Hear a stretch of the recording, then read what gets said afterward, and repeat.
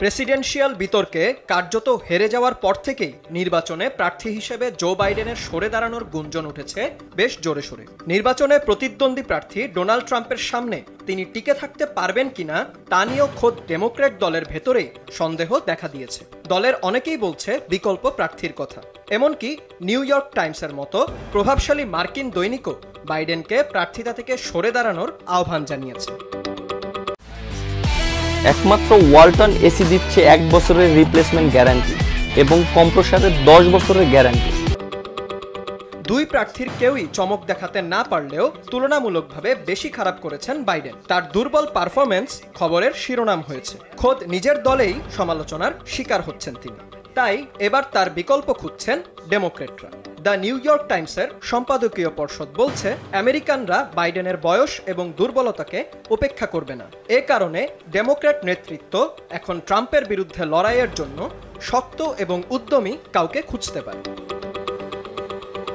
ভোটে জয়ী হয়ে প্রার্থী নির্বাচিত হলেও বাইডেনকে যদি সত্যিই সরে দাঁড়াতে হয়, তবে তার বিকল্প প্রার্থী নির্বাচনে বড় সমস্যায় পড়তে হবে ডেমোক্রেটদের।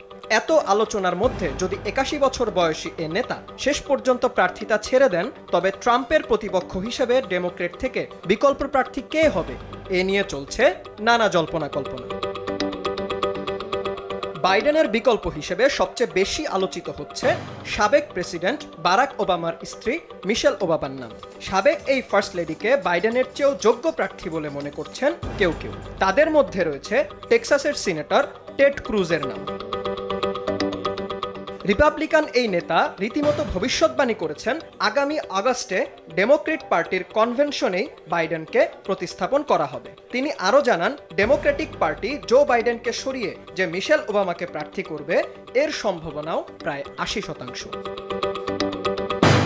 এছাড়া বাইডেনের ভাইস প্রেসিডেন্ট কমলা হ্যারিসও রয়েছেন বিকল্প প্রার্থীর তালিকায়। তবে মার্কিন জনগণের মধ্যে খুব একটা জনপ্রিয় নন তিনি। সেই সাথে বিকল্প হিসেবে উঠে এসেছে ডেমোক্র্যাট গভর্নর ও দলের উচ্চ পর্যায়ের নেতাদের নাম। তবে শেষ পর্যন্ত বাইডেনই কি থাকছেন, না আতঙ্কিত ডেমোক্রেটরা বিকল্প প্রার্থী নির্বাচন করবেন, তা পরবর্তী দলীয় অধিবেশনেই বেরিয়ে আসবে। বিনয়ামিন, RTV।